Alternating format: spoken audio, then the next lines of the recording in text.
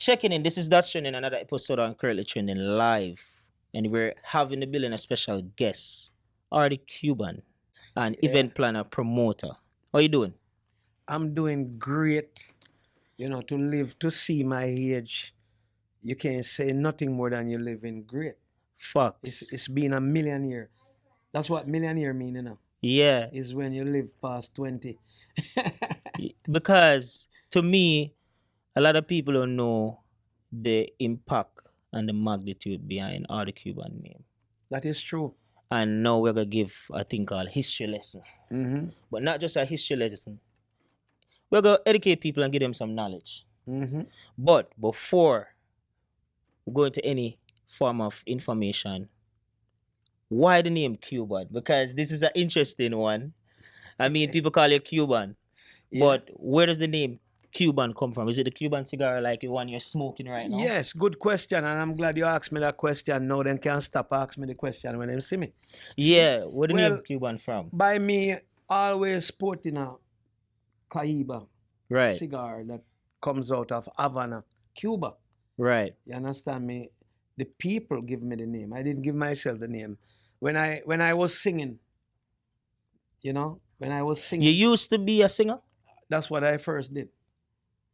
Okay, so now this is new. This is news flash, people, because I only know Ardie Cuban as a promoter, event planner, Exactly. creating some of the most impactful events. And it's because remember, people talk about the events that you keep because you don't bring on simple acts, No. right? So Mega. acts, Yeah. impactful acts. So this is crazy. You used to be a singer. You had interest in being a singer. Yes, I started out in high school as a drummer.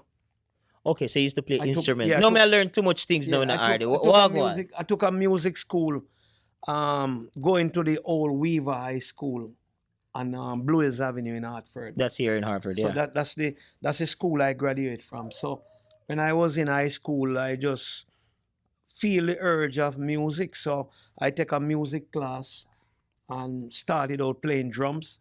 Then my music teacher, Mr. Steele, taught me the keyboards. And the other day at the sound check at Luciana's show, people was amazed to see me playing the Playing keyboard. because you still have the talent. Yeah. So when the technical advisor said, I need somebody to play the keyboard so we can set the levels, Right. I went up and began to play the keyboard. And So they can everybody get it was like, right. Wow. So when you really think about it, it's not just about you being a promoter. No. Let's take it to a higher level. No.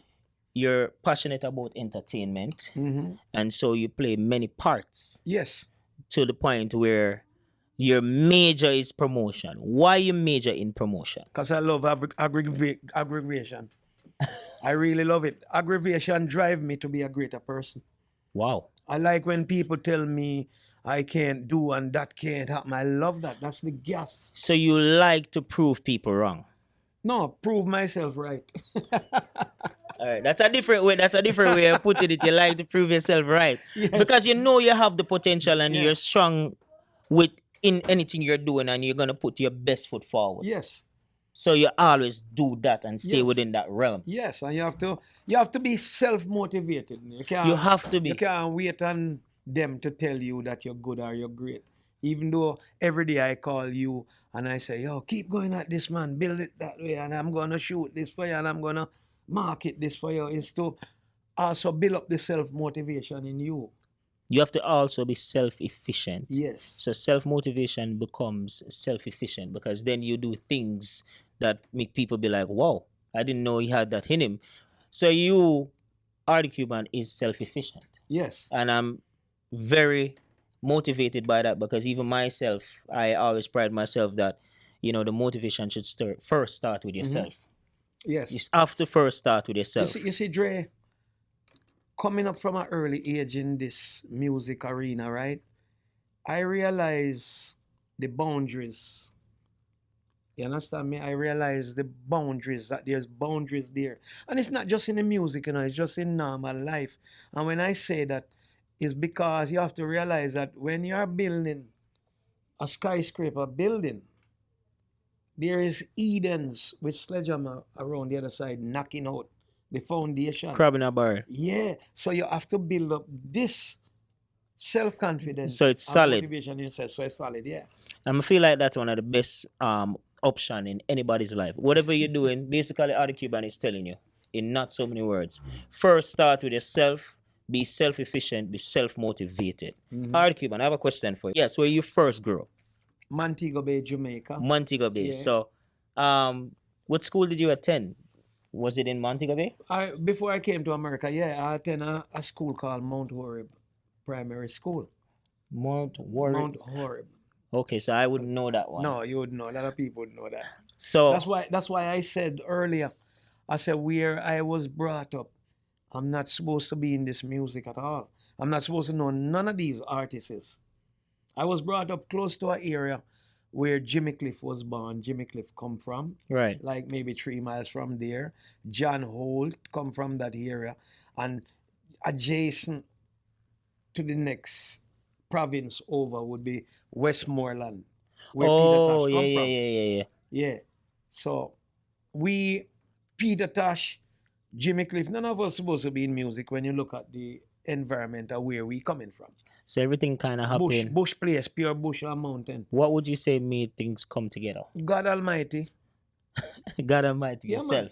God Almighty. Because you never planned this. No, I'm never planning. It kind of just formed itself and happened. Not even clothes that I wear, I plan to wear them. I just wake up when you say come for the interview, I just wake up and make God just decide what attire I should put on. Facts. I don't plan nothing. What keeps Mr. Cuban motivated? First of all, God Almighty, because if it wasn't for Him, I would even be here today. I could tell you many times where I'm supposed to be wipe off the hurt. You know, but God Almighty seems to want to keep me around. So this is why I accept even more today that He chose me to do this music. And then I have a great family because my wife, you know, my grandchildren, my children also keep me strong with the willpower to move on and upwards. It sounds to me like you're describing your circle that impacts you to be who you are. Yes, my circle is very small, you know.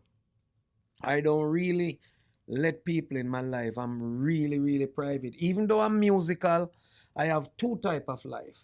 I got a public life, which is my musical journey that I give to the public. They can have that. They can know everything about me with that. See? But then my other life is my private life. Like my wife, they will, however, see me post pictures of her or see me limited in public with her. Yeah. That because that's my private life. I don't let nobody in that side. I think you should protect your private life. Yeah. It's not a secret. It's Yeah. just private. And because of how I live that private life, they make me to be a celebrity out of that. Because everybody want to know. Yeah, it's a mystery. Yeah, everybody want to know why. We see your wife. Them, if you go on my Facebook, you see the comments. Great comments I make about my wife when I put her picture. Boy, you're the only man me see a post your wife picture. You know. And them Yeah, thing but when you're proud, yeah. you know what I mean, you will honor the person So, you're with. Sometimes I give them a little peek into my private life. Yeah, by because it's putting not my a wife picture, promotion. It's Yeah. a privilege. Yeah. And it's an honorable And privilege I know I have that power to pull it away whenever I whenever want. you need to. Yeah, you know. I have an exciting question. Mm. There is a book that is written Mhm. that you are featured in.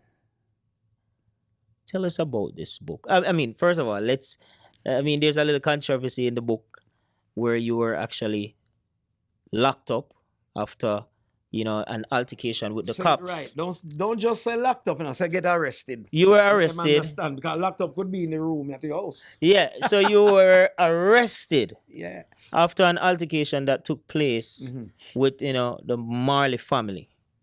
Mhm. And you were put in jail for the night. Yeah. And that in result with an altercation with video recording at a concert. Yes. And it was taken away, and then you were there to defend.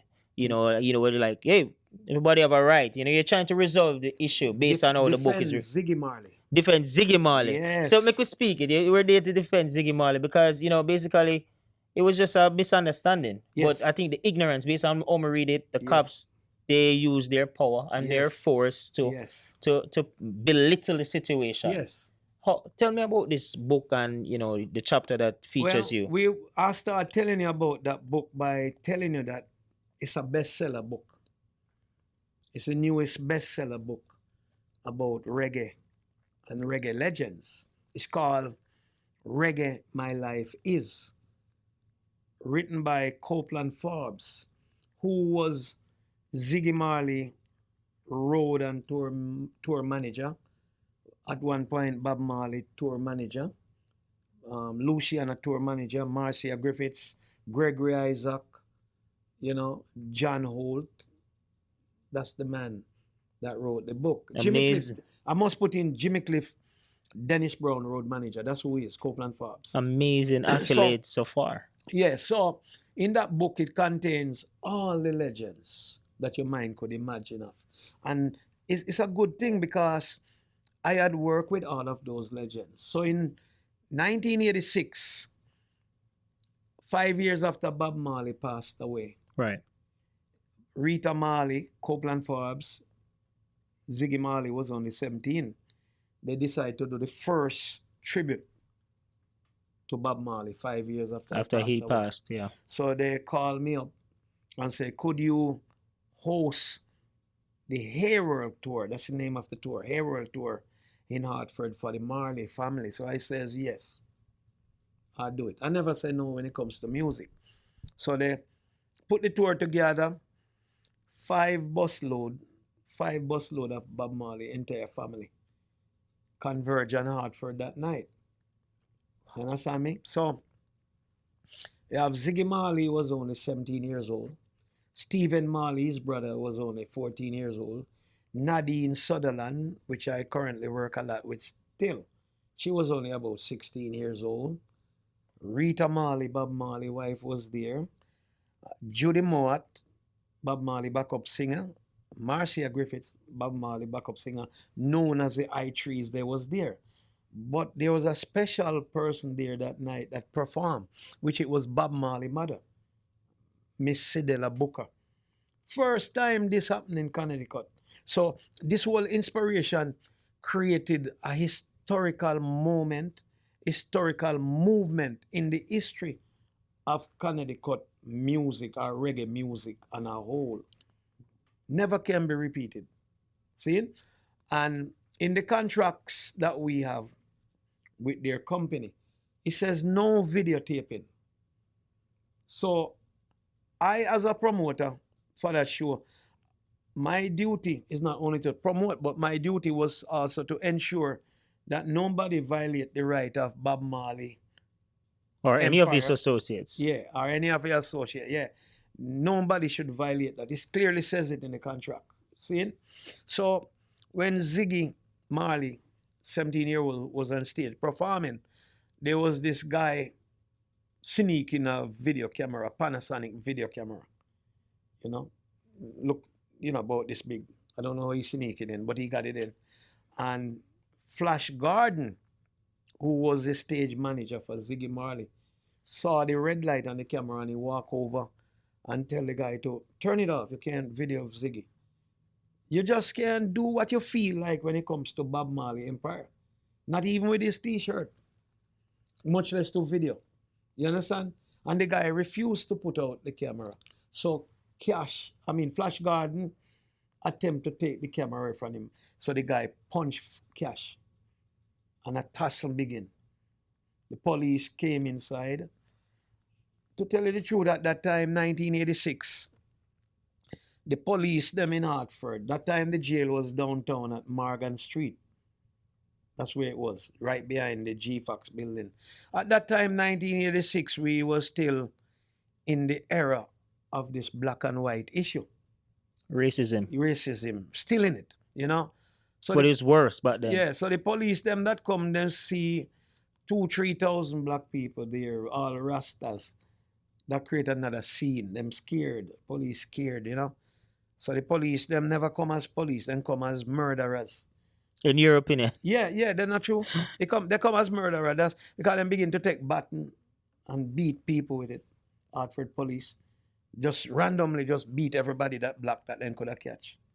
So when I see that happening now, I went over to the lieutenant in the white shirt that says, you can't beat up that man. That's Ziggy Marley, road manager. He said, who are you?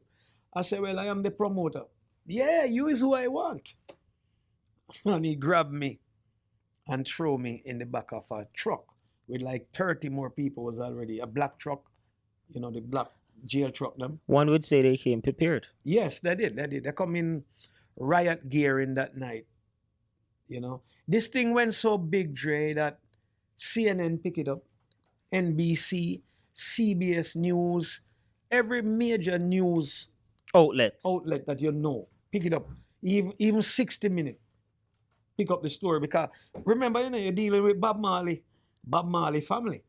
That's a huge deal. So when I say historic, it's historic because of all what I'm telling you, and it's laid out in the book. And that is how I get featured in the book because all of that story represent and happen around me.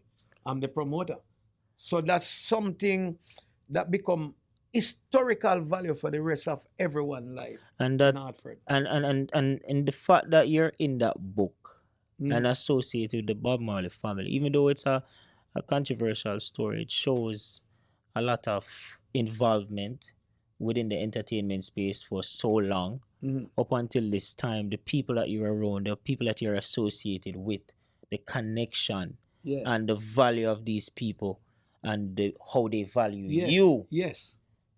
True. You're not a normal human being. No, sir. Let's define the word legend in your own way. Let's not use the dictionary. No. Let's define the word legend. You know, DJ Rowe, DJ Rowe was the one who first started calling me legend. And I said to Rowe, you know what legend mean? And Rowe says to me, yeah man, extraordinary person. So a legend, I believe, is a person that do things different. Things that can't be repeated.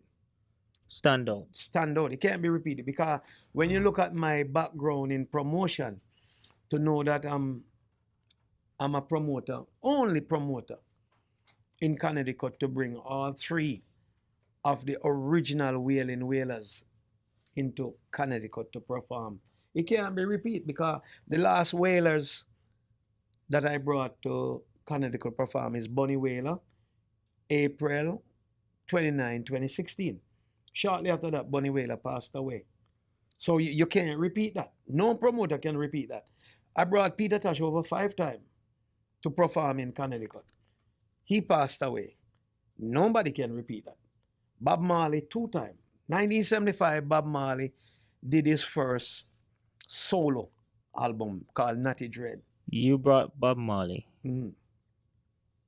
for the first time to Hartford. You didn't know this? Hold on now. We're educating people. Yeah. This cannot be repeated. No, This is a historical moment. no, it can't be repeated. When Bob Marley... What do you feel about this? Let's before you go into how I that. feel about that How now? you feel about your accomplishments? How I feel about it now, how I feel about it back then when I was... Both. No, when you did do it back then, and you bring these big, impactful performances, how did you feel? Back then I didn't feel any way about it. I was just doing a show. Because you were Yeah. passionate about entertainment Yeah, I and was music. just doing a But show. now, how do you feel Well, knowing that it cannot be I'm gonna repeated? I'm gonna be totally honest. The 2 weeks ago you saw me with Anthony B up in Massachusetts. yeah? Right. And the way how those people up there was approaching me and identifying me, I realized that I was a special person because they was doing that based off the Bob Marley inspiration. The accolades, Yeah. things that you have accomplished that a lot of people wouldn't have When accomplished. I go Rhode Island and them place there, people treat me like I'm Willie Nelson. You understand? When people give you Anywhere- your anywhere props, out of Hartford, once anywhere you're out of being Hartford. saluted for something that you have done, Mhm. that a lot of people didn't get the opportunity. 'Cause opportunity that just come to everybody. Opportunity come to who it's chosen Yeah. for. So anybody could have get that opportunity, but it wasn't for them. No, it wasn't for them. It was for Ardie It wasn't for them. Cuban. Because let me show you something how right you are. Bunny Wailer, I've been trying to bring into Connecticut for numerous years. And it's like it was impossible to make it happen.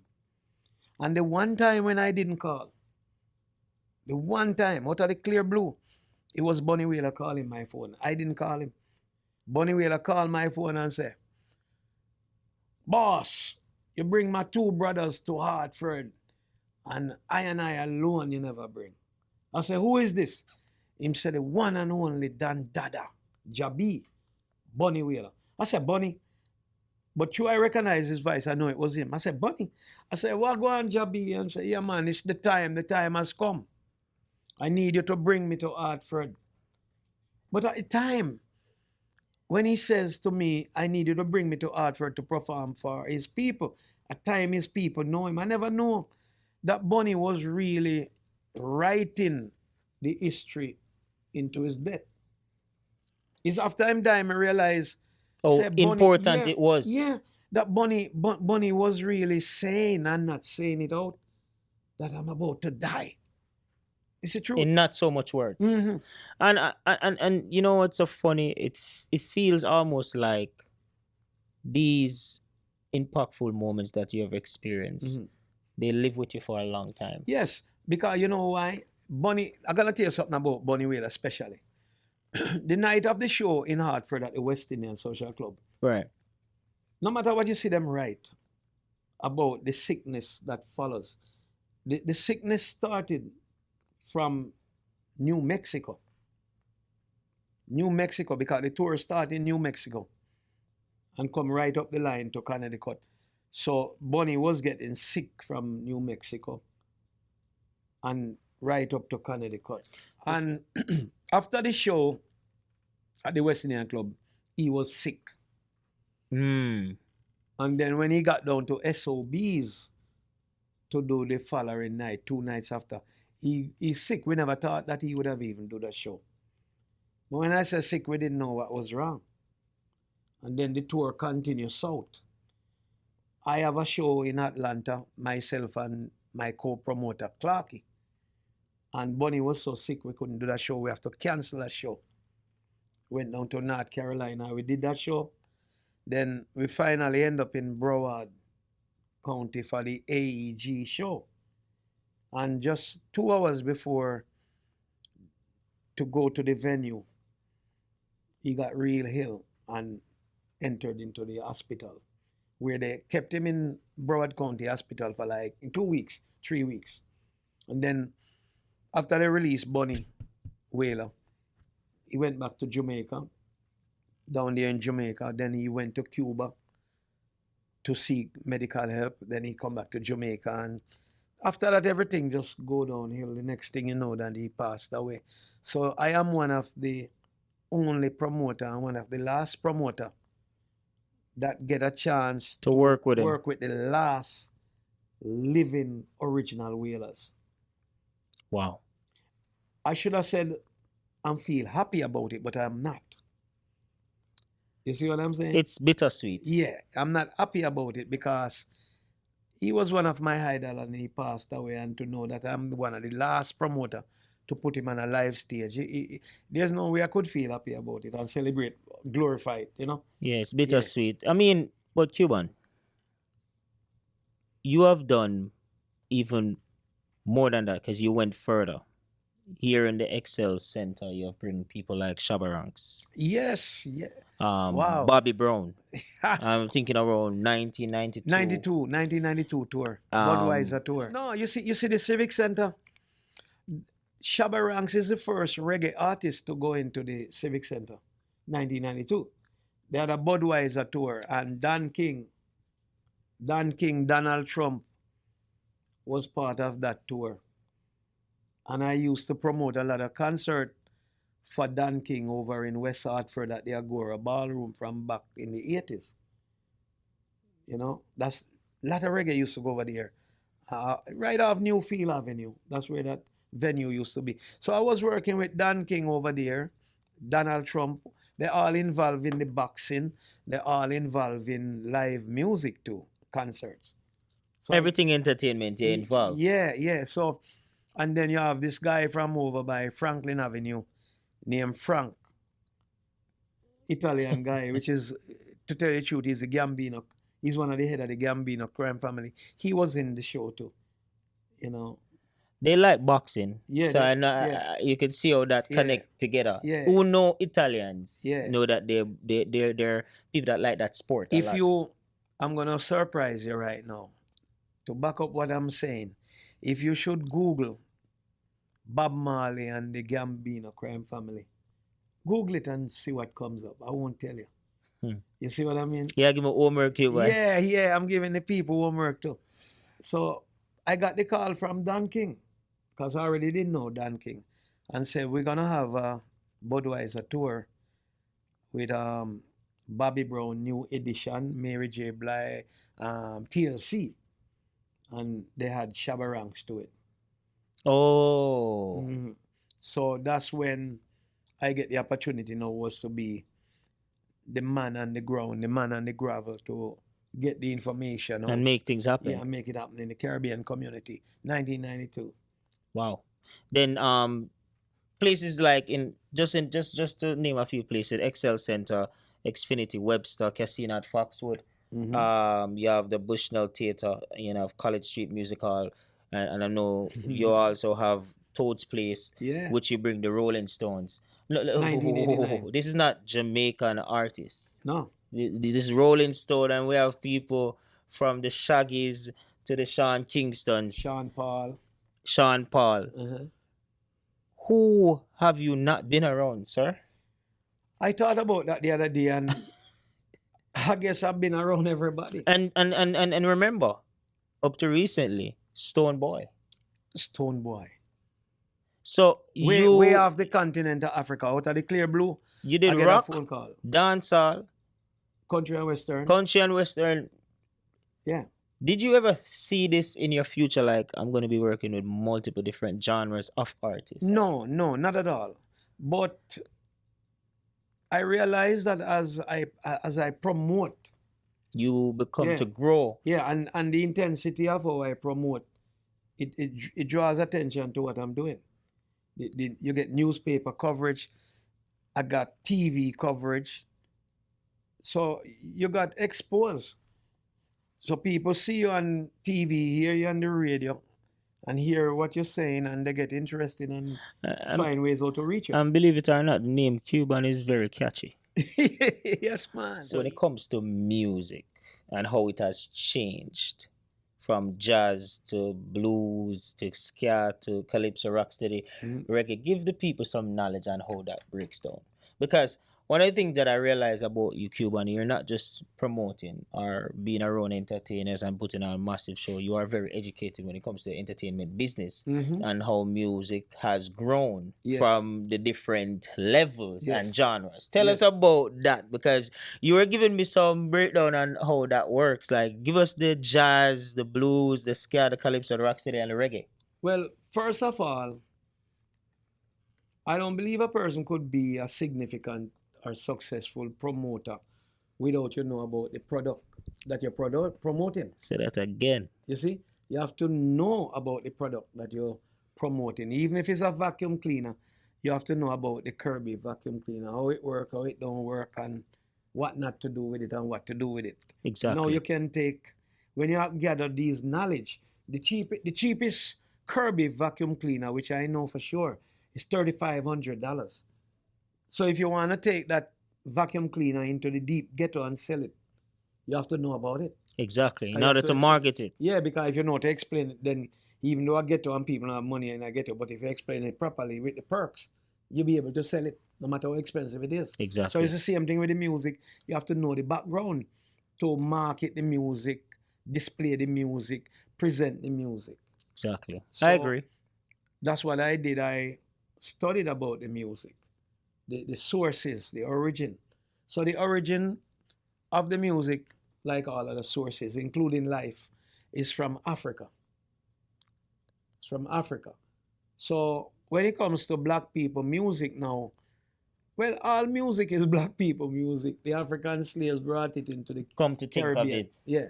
They brought it into the Caribbean, Jamaica, Panama, Latin South America, Central America. Lead over to Japan, China, is still black music. Yeah. All music come from our nature. Because biblically meaning the beginning of time in the Bible. Right. Our ancestor, King David, who come from the tribe of Solomon, he wrote the book of Psalms in the Bible. The book of Psalms is not a simple book in the Bible. It's a very, very powerful book in the Bible. Because the book of Psalms is all songs. By the rivers of Babylon, that's where that song come from. Most of Bob Marley and these great inspirator and influencer of the music, that's where they get their inspiration to write the music from, the book of Psalms. So you see, that's the source. And David was a black man. Solomon is a black man. And we come from that tribe. This is some deep discussion. We come from that race where the music begin. But a lot of people don't know these things. No, they don't know it, so they will quick to dispute you and say Cuban or Dre don't know what you're talking about. But me not dispute people. Me say what me have to say and leave it. If after I said it, you can go research it. Knowledge is key. Yeah. So in Africa now, Zimbabwe, Rhodesia, it started out with the sounds of congos. And sounds of congos was not developed in Rhodesia and them place there for music purpose. But the sounds of the congos was to summon people in other villages that they're gonna have meetings and conference. Or whatever they need. So to. whatever the beat on the congo was a message. Because the villages was so far apart. So the echoes over the mountains and the meadows Tell you what's happening. tell you what. They understand it. Just like verbal language. Right. Only thing is in the form of Instruments. yeah. So that's how it started out. And till more time in modern days now, when they ship the slaves from the Ivory Coast of Africa, called the point of no return. Wow. The point of no return. That's where all the slaves and slave ship leave from. See? Send some to Jamaica. The ones that come to Jamaica brought two type of music with them. The Christian slave brought a music named Pocomania. See? Still played in the churches today. And the rebellious slaves brought the music named Comuna. And out of Comuna, they developed mento music, like what you hear the late Harry Belafonte. Day, me said day, me said day, me said day.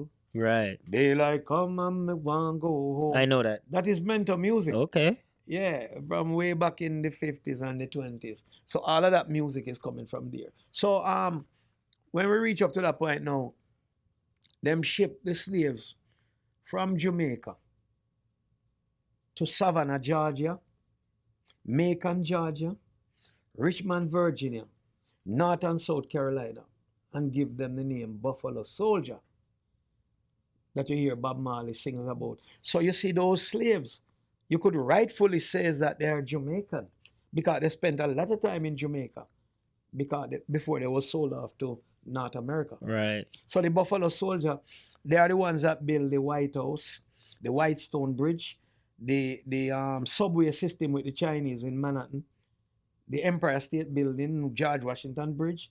They are the ones that build it. Trognex Bridge, all of them bridges. It's our ancestors, the Buffalo Soldier built that. And the Buffalo Soldiers, they are the black African slave coming out of Africa to Jamaica, shipped to America, that win the first war for America. Buffalo Soldier. So don't think that when Bob Marley sing that song, him just come out of him head and sing it. It have a lot of history, there's a lot of, biblical nature. and this is why I feel like reggae music is definitely a music that Yeah. gives you knowledge where you can learn your history and enjoy. Yeah.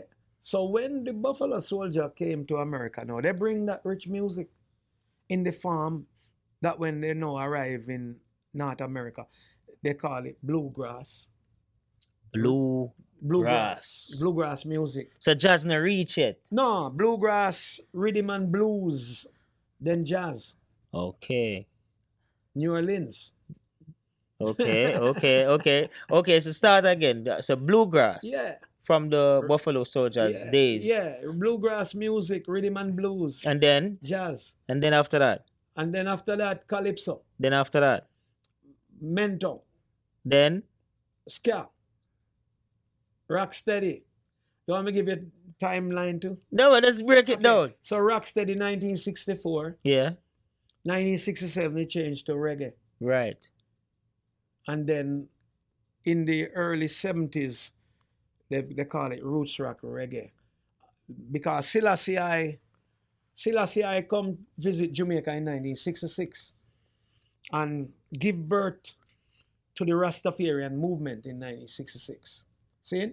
Yeah. After Selassie I returned back to Ethiopia, the Rastafarian movement was there, and here comes the music that Jamaica deem as Rasta music. You understand me? Which is, we know it today as roots rock reggae. You know, which is different from reggae, you know.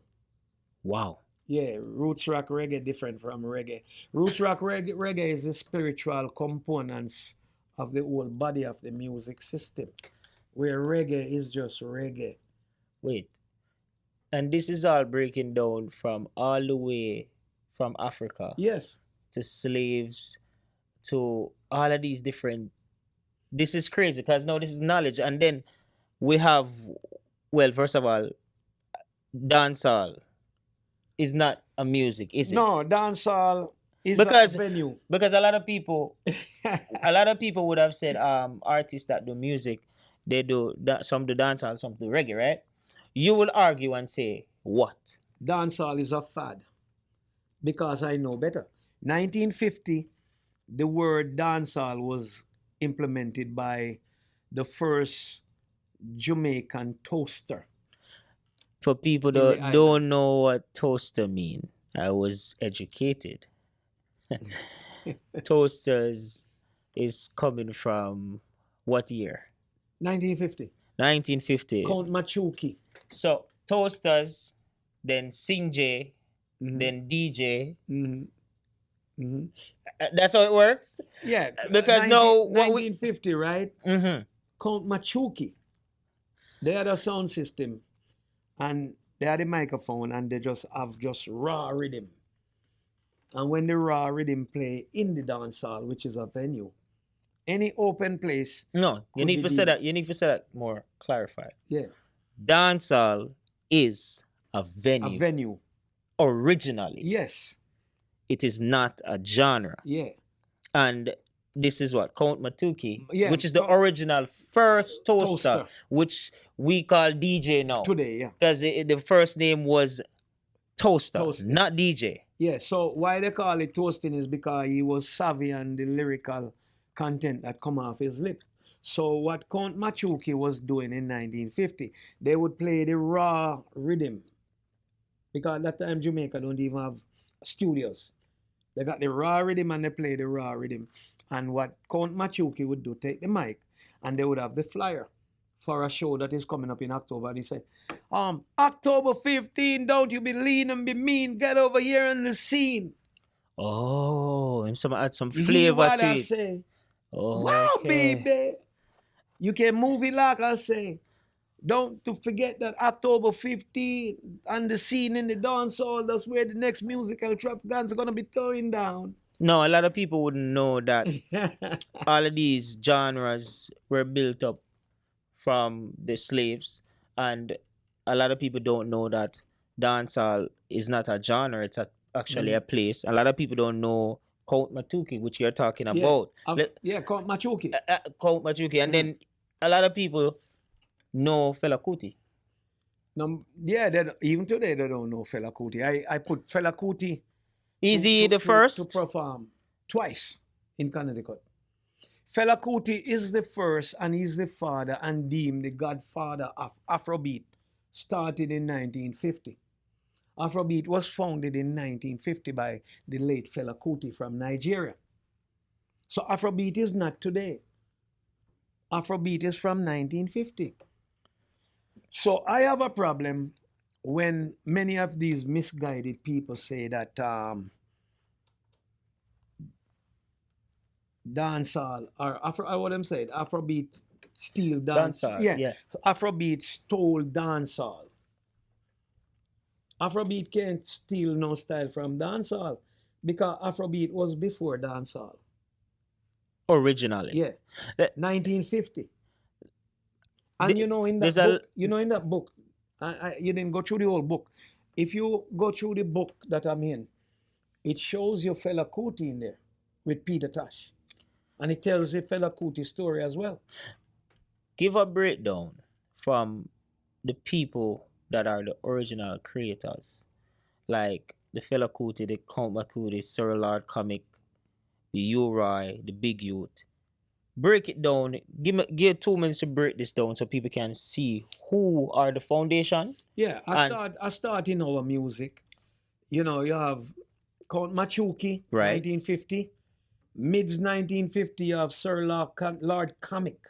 right, 1960, 61, you got King Stitch okay, at Studio One. okay, By 61, 62 coming down, well, we was still in this car era at that time. So you go down to 1964, you have Rocksteady comes in with Alton Ellis okay, and all of them guys there, Ken Booth. 1967, you got reggae. Come now, then they begin to name it reggae. Toots and the Maytals gave it the name reggae. okay, And reggae, when they originally give the music the name reggae, the spelling was Regay. Reggae. okay, That's how it was pronounced, reggae. But because of Jamaica, huge homophobic behavior against gay, them drop the GAY off the wording and reform it and now call it reggae, Reggae, okay, as how you see it today. right, But the word reggae, as Toots explain it in the American Music Hall of Fame, if you go there, you will see Toots explain it and says the word reggae come from prostitutes. They never used to call them prostitute back then. They call them stregge. I know the word stregge. Stregge. So stregge is the same thing as prostitute. Rough, can angle any time and night and any corner. So that is how Toots get the name, and he explained it like that. And he did the song called Do the Reggae in 1967. Right, So that's the first time they ever hear the name reggae. It was in 1967. There's 2 recordings that Toots did, Do the Reggae and Funky Reggae. And ever since that, it just been running like that under the monarchy of reggae. So that is how it built. but so what more want you do actually, I give these people the breakdown also of who was first, then who follow who to make it, better, or who was the set trend from You the know- Count Matuki to the Lark. Well, Comic. Count Machuki was the first toaster equivalent to what you call DJ today. Okay, But then then when you go back to the ska side of that, the Mhm. coin, you have people like Derek Morgan, okay, then which is Queen Ifrica father. okay, You have people like Prince Buster, okay, which is ska. The Blockhead Chinaman was one of his big songs. You have Stanley and the Turbines. Cooler to reach this say it. No man, him a baby, him not even was a sperm. Big Youth, Big Youth was a sperm them time too. Uri. Uri was a sperm. You have Stanley and the Turbine, and lot of other mentor group that started with acoustic, not electronic instruments, acoustic. They sit on a thing called rumba box that play bass, made out of a milk tin. Boom, boom, for the bass. You have banjos and they have violin. That's how the music was created. So you have a lot of people that are doing music but probably don't know the history. Yeah. I have a question for you because obviously you have a lot of knowledge from the foundations Mm-hmm. and being around a lot of people that's been around other people that's been more foundational than them. Mm-hmm. What do you think about the younger generation when it comes to how the music has changed? The younger generation is in big trouble. Real big trouble if it's the music we are looking at. We are in deep trouble. Why? Why we are in deep trouble? Because there's no creativeness in it anymore. All these names that I mentioned to you before, that is the foundation of building the music. Right. What they did, most of them, or all of them, every one of them know to play an instrument. By playing an instrument, it gives you the ability to create. By playing an instrument, you are playing off your own feels. And Yeah, vibration. computer cannot feel. So when you're playing a live instrument, the guitarist might be going chink, chink, chicking, because he felt that vibes and he put in it chicking. You put it in a. Yeah, just chicking, chicking, chicking. Sometimes I listen to the reggae that was recorded by live musician, you will hear these musical phrases in it. Chick, chick, chicking, chick, chick, with the guitar. The bass player now accenting what the guitar man is playing out of real feel, because the guitar man just give it tick, tick, and the bass man feel it. So the bass man normally was playing doom do do do do do do doom, doom do do do do do do doom. But because he feel that sensation from the guitarist, instead of going boom boom boom boom boom boom boom boom, he go woo woo boom boom boom boom boom boom boom boom. So you mix it. He mix it. So this trap dancehall thing with them have. It's loop. Trap dancehall is loop because computer have no feelings. So computer can't make changes. You know, these trap dancehall is what instrumentalist guy input into a computer to duplicate. It's loop. And the type of songs like and artists that are now being produced, would you say they are creating a good path for reggae music? For example, you have the hottest artist right now, Valiant. It's a fad. Bones Check. It's a fad. Mad Out. It's a fad. Do you think these songs will last? No, because it's a fad. What's your feedback on Valiant as the front runner right now? I think that Valiant and anyone in a Valiant category could be lasting, could be instrumental and significant in the music if they get right direction. But it's not happening. It already shows in the music that they do. It's not happening, because for you to call a thing music or say you create a song, first you have to have melodies, you have to have contents, and you have to have messaging, where none of these trap dancehall artists have none of that in the song. The producers that produce it is not knowledgeable enough to know even when the artist is singing off key. Everything is just a swag. Yeah, just a swag. It's a fad. Like it sound tough. Yeah, it sound good because we roll with it. Yeah, it sound good temporary. So when it's temporary, it's a fad. You know? So it doesn't last. So hear me now. The music that they are making, I'm only going to use the word music because that's how people understand it. Right. If I was by myself, I would have never used it because it's not music. What would you call it? Garbage. The garbage that they're making. Yes. Continue. Yes. It can't last because you have no melody, you have nothing. There's no creation going on in it. There's no composition going on in it. All of that is taken out. So if you don't have messaging, contents, melody, and the producer with the ability to also mix and master the tune properly, like a Flavor McGregor who understand it thoroughly, what it need. You have, as a producer, must understand, you know, you have to think about what the consumers' need is. You can't just go produce tune because you like it and hear it. You have to also keep in mind what the consumer want, what the market's looking for. And now we're in a time where we're finding out more about the production of music when it comes to the fakeness of it. Meaning people pay for views. People pay for sell a facade. That means these things that I'm gonna put out, them pay for it look good. Yes. So that them can scam. It's a scam basically. It is a scam. So it's not really good music. And I can tell you more than that. In Jamaica, you could stay right here in America and do it.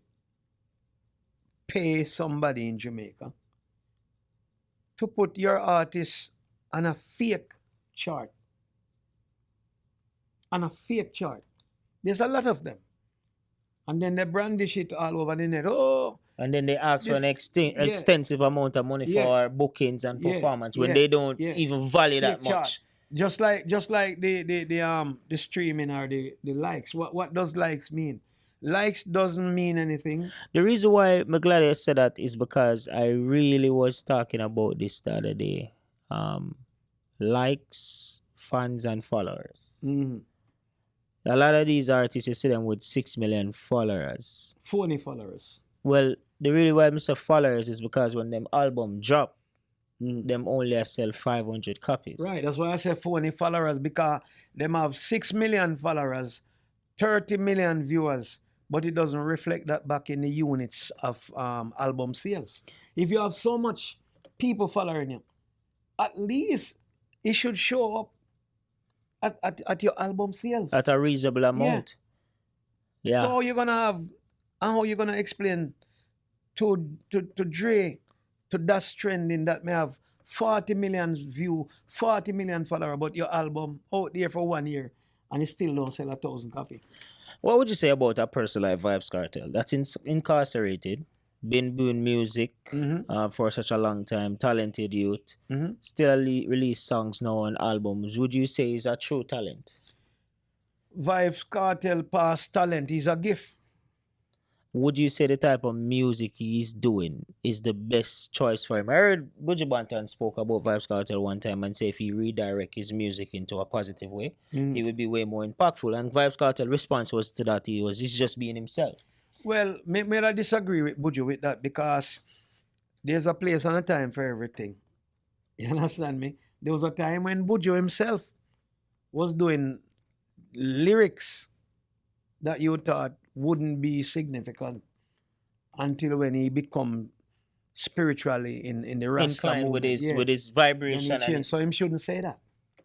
I shouldn't think that, because he was part of that product.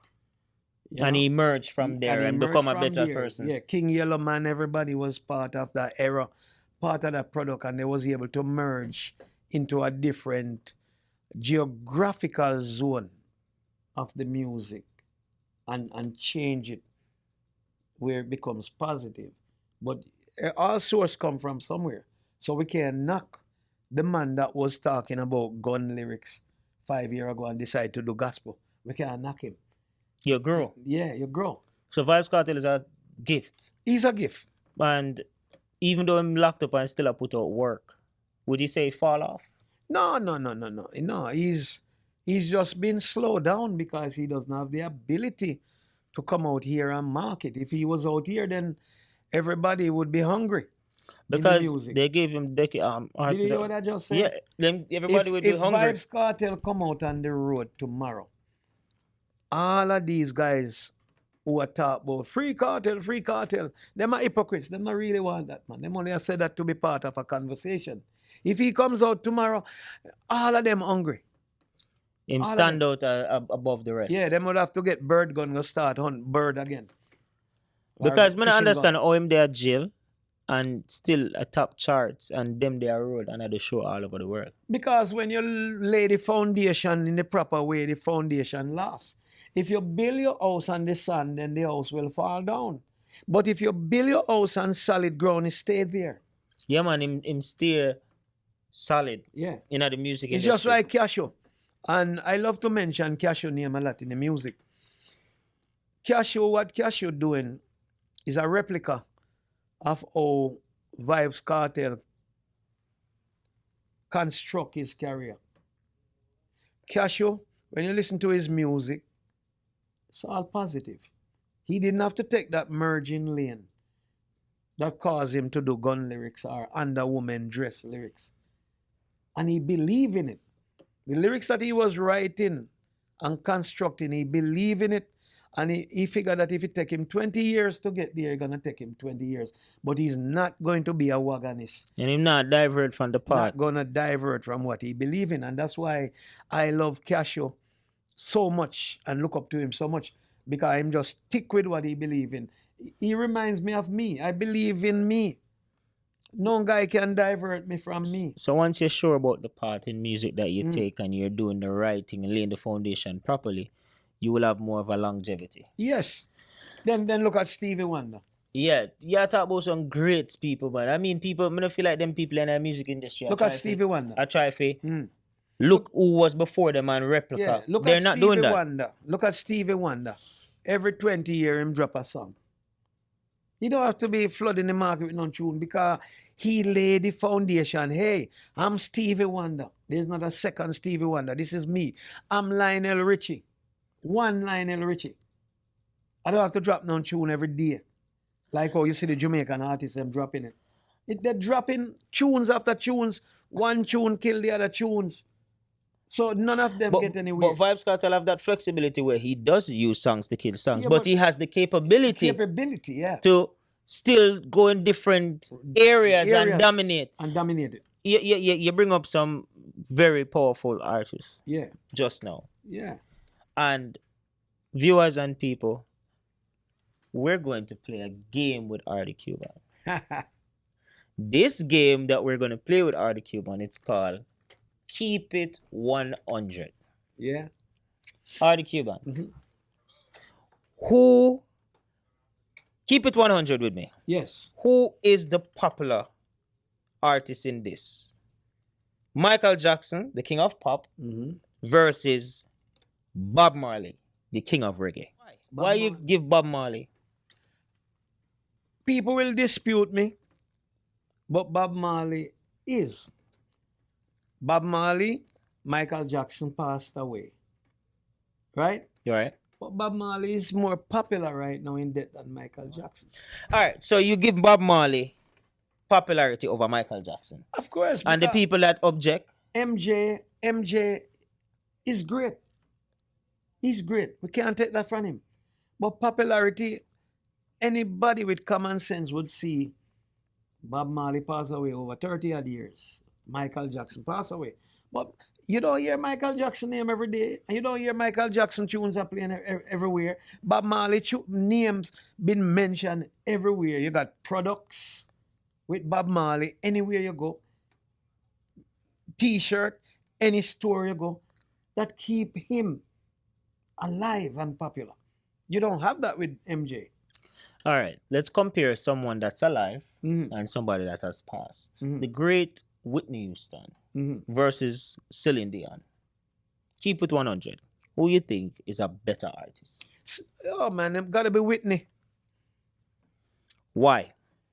Because Whitney is another foundation creator. You see? She impact more people than Celine. Internally, spiritually. You understand? So you give Whitney Houston. Of course. All right. Next question. Keep it 100. Mhm. Lady Saw Mm-hmm. versus any other female artist. You have the Shensia, you have the Spice, you have the... Who would you say is better than a Lady Saw, that is doing a better job than Lady Saw? There's no one. There's no one. No one that is doing a better job than there's Lady no Saw. one. There's no duplication for Lady Saw. None. None. So Lady Saw is still top tier. Yeah, even if she in the church right now, you see the impact she have. You understand me? She was born with that. She is another blessed one, like Kartel, designated by God Almighty to do that work. And they can say what they want to say, but I tell you this, I believe that God Almighty chose Lady Saw to do his work. No matter how you want to look at it. Because why people think that you only could save souls in the building named church. Souls could be saved anywhere. The dancehall is no worse than a church.